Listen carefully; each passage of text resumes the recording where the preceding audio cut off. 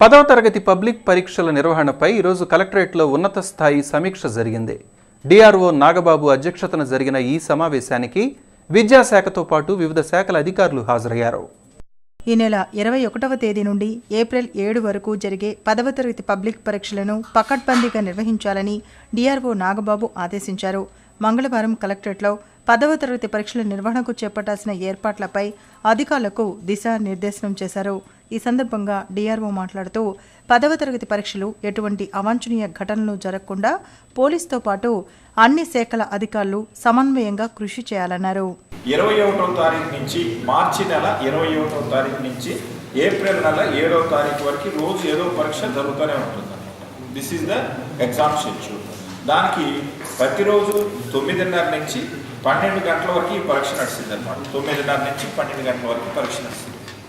దీనికి సంబంధించి మనకి జిల్లాలో ఈ పరీక్షలన్నీ కూడా అన్ని డిపార్ట్మెంట్లు ఇంక్లూడింగ్ పోలీస్ డిపార్ట్మెంట్ అన్ని డిపార్ట్మెంట్లు ప్రకటబందీగా నడిపించినప్పుడే సిస్టమేటిక్గా ఈ ఎగ్జామ్స్ ఈ పరీక్షలు నడవడానికి ఆస్కారం ఉంటుంది. మోరోవర్ ఏంటంటే ఇది రిమోట్ ఏరియాలో ఉన్న మండల్స్లో కూడా జిల్లా పరిషత్ స్కూల్స్లో కూడా ఈ ఎగ్జామ్ సెంటర్స్ కేటాయించారు. కాబట్టి కంపల్సరిగా అన్ని డిపార్ట్మెంట్లు వారికి సంబంధించిన విధుల్ని పర్ఫెక్ట్గా నిర్వర్తించినప్పుడు మాత్రమే మనం ఇది సక్సెస్ఫుల్గా జిల్లాలో నిర్వహించడానికి ఆస్కారం. డిఈఓ శ్రీనివాసులు రెడ్డి మాట్లాడుతూ జిల్లా వ్యాప్తంగా 63,000 మంది విద్యార్థులు పరీక్షలకు హాజరవుతారని 300 పరీక్షా కేంద్రాలను ఏర్పాటు చేసి ఆర్టీసీ బస్సు రవాణా సౌకర్యం కల్పిస్తున్నామన్నారు. ముఖ్యంగా మన జిల్లాలో 63,000 మంది విద్యార్థులు పరీక్షకు హాజరవుతున్నారు.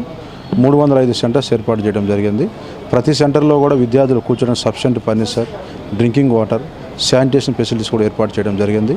అంతేకాకుండా వారందరికీ కూడా వివిధ డిపార్ట్మెంట్స్ నుంచి ఆ ఎగ్జామ్ జరుగుతున్న సమయంలో 100% కరెంట్ ఉండే విధంగా ఏపీఎస్ఆర్టీసీ బస్సులు నడిపే విధంగా, అలానే పోలీసు యొక్క సహకారంతో, మెడికల్ అండ్ హెల్త్ సహకారంతో కూడా ఈ యొక్క ఎగ్జామ్ను మన జిల్లాలో ప్రశాంతవంతంగా నిర్వహించడానికి ఈరోజు మన కలెక్టర్ గారి యొక్క సూచనలు సలహాల మేరకు మన డిఆర్ఓ గారు ఈరోజు జిల్లా ఆఫీసులతో సమీక్షించడం జరిగింది. పొన్నూరు రోడ్లో శిలాఫలకం ధ్వంసం చేసిన కేసులో పోలీసులు 8 మంది వైకాపా కార్యకర్తలను అరెస్టు చేశారు. గత నెల 27న ఎంపీ గల్లా జయదేవ్ అభివృద్ధి పనులకు శంకుస్థాపన చేసేందుకు వెళ్లేలోపే శిలాఫలకాన్ని ధ్వంసం చేసిన సంగతి తెలిసిందే. ఈ కేసులో ఎమ్మెల్యే ముస్తఫాని కూడా అరెస్టు చేసే అవకాశం ఉంది. జిల్లాలోని అన్ని పాఠశాలల్లో స్కౌట్స్ అండ్ గైడ్స్ ఏర్పాటుకు హెచ్ఎంలు సన్నద్ధమవ్వాలని డిప్యూటీ డీఓ రమేష్ కోరారు.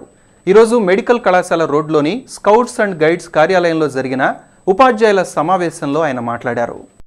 విద్యార్థుల్లో క్రమశిక్షణ, సేవాభావాన్ని పెంపొందించేందుకు స్కౌట్స్ అండ్ గైడ్స్ దోహదపడుతుందని రమేష్ అన్నారు. డివిజన్ పరిధిలోని అన్ని పాఠశాలల్లో స్కౌట్స్ అండ్ గైడ్స్ విభాగాల ఏర్పాటుకు ప్రోత్సహిస్తున్నట్లు వెల్లడించారు. ప్రాథమిక దశలోనే విద్యార్థులను స్కౌట్స్ అండ్ గైడ్స్లో చేర్పించి వారిలో సమాజ సేవ కాంక్షను పెంచాలని ఉపాధ్యాయులకు రమేష్ సూచించారు. మెడికల్ కళాశాల రోడ్లోని స్కౌట్స్ అండ్ గైడ్స్ కార్యాలయంలో ఆర్గనైజర్ శ్రీనివాసరావు అధ్యక్షతన జరిగిన సమావేశంలో ఆయన మాట్లాడారు. స్కౌట్ టీచర్గా, గైడ్ టీచర్గా మీలాంటి అనుభూతిని పొందారు. దీంట్లో మమేకం అవడం వల్ల పిల్లలతో ఎట్లా ర్యాపర్ పెరిగింది. ఎందుకంటే స్కూల్స్లో ఈ యాక్టివిటీస్, కోకర్లీ యాక్టివిటీస్ చేసేటువంటి టీచర్స్ దగ్గరికి పిల్లలు అధికంగా వస్తారు, చక్కగా వస్తారు. అదే సబ్జెక్ట్ చెప్పేటువంటి పిల్లల దగ్గరికి మాత్రం కాస్త తక్కువగా వస్తూ ఉంటారు. ఎందుకంటే ఈ యాక్టివిటీస్లో పిల్లలకి ఎక్కువ ఇంట్రెస్ట్ ఉంటుంది. సహజంగా వయసులో ఆటల పాటలు ఎక్కువ ఇంట్రెస్ట్ చూపిస్తారు పిల్లలు. కాబట్టి మీరు కూడా అటువంటి కొన్ని యాక్టివిటీస్ కనుక మీరు పక్క స్కూల్ విద్యార్థులకి మనం మోటివేట్ చేయగలిగితే టీచర్స్ని ఇంకొంతమంది ఎక్కువ మంది వచ్చే అవకాశం కూడా మనకు ఉంటుంది.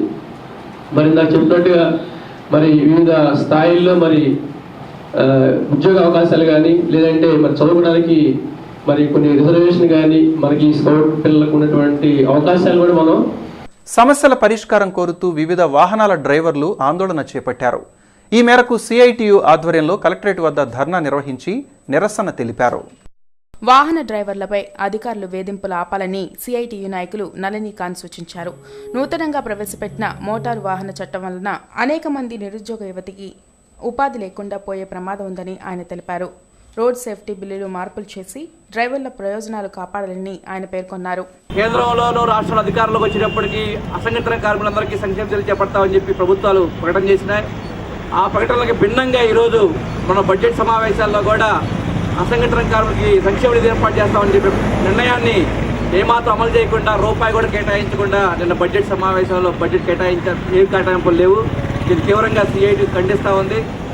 అదేవిధంగా అంతర్జాతీయ మార్కెట్లో క్రూడ్ ఆయిల్ ధరలు గతంలో 130 బ్యారెల్ ధరలు ఉండేది. 3 రూపాయలకి డీజిల్ 15 రూపాయలకి ఇవ్వచ్చు.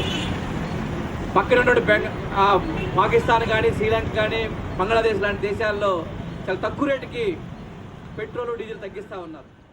బీజేపీ జాతీయ మాజీ అధ్యక్షులు బంగారు లక్ష్మణ్ ద్వితీయ వర్ధంతి కార్యక్రమం ఈరోజు అర్బన్ బీజేపీ కార్యాలయంలో ఘనంగా జరిగింది. ఎస్సీ సెల్ ఆధ్వర్యాన జరిగిన ఈ కార్యక్రమంలో నేతలు పాల్గొని లక్ష్మణ్కు ఘన నివాళులర్పించారు.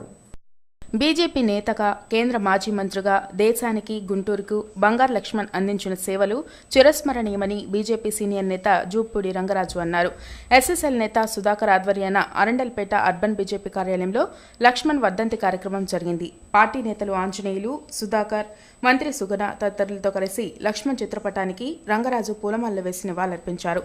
పార్టీకి, ప్రజలకు లక్ష్మణ్ అందించిన సేవలను స్మరించారు. వారు చనిపోయినందుకు భారతీయ జనతా పార్టీ చాలా కోల్పోయింది.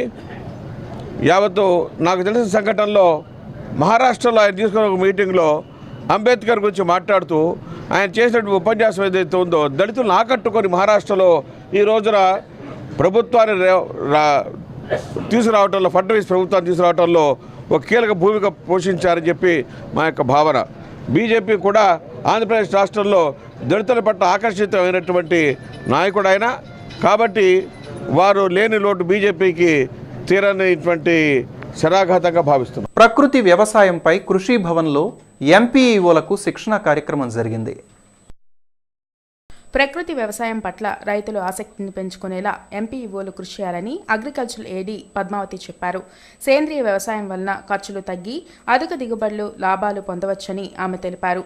కల్తీ లేని ఆహార ఉత్పత్తులు కావాలంటే ప్రకృతి వ్యవసాయం ఎంతగానో అవసరమని ఆమె వెల్లడించారు. ప్రకృతి వ్యవసాయం వల్ల మనకి ఇప్పుడు చాలా ఉపయోగం అండి. ఇప్పుడు మనకి ఖర్చు ఈ మామూలు వ్యవసాయం వల్ల ఏమవుతుందంటే ఖర్చు ఎక్కువ అవుతుంది. ఖర్చు ఎక్కువ అవటం వల్ల ఏదైనా కెలామిటీ వచ్చినప్పుడు రైతు తట్టుకోలేకపోతున్నాడు. అతను పెట్టుబడి పెట్టిన మొత్తం రాకపోవటం వల్ల దానివల్ల అతనికి డిస్ట్రెస్కి గురవుతున్నాడు. కాబట్టి ఈ ప్రకృతి వ్యవసాయం అయితే మనకున్న వనరుల్లో మన దగ్గర ఉన్న దీంతో చేసుకోవటం కాబట్టి అవి క్వాలిటీగా ప్రొడక్ట్స్ కూడా క్వాలిటీగా వస్తాయి. ప్లస్ మన ఆరోగ్యం కూడా అసలు ఇప్పుడు మన కోసం మనం చేసుకోవాలన్నమాట. అట్లా అయిపోయింది. ప్రకృతి వ్యవసాయం చేయాల్సిన పరిస్థితి వచ్చింది. మనం తినే ఫ్రూట్, తినే ఫుడ్ అన్నిటిలో కూడా ఎరువులు, పురుగు మందుల అవశేషాలు ఉండటం జరుగుతున్నది. మరికొన్ని వార్తల్లోకి వెళ్లే ముందు ఇప్పుడు ఒక బ్రేక్.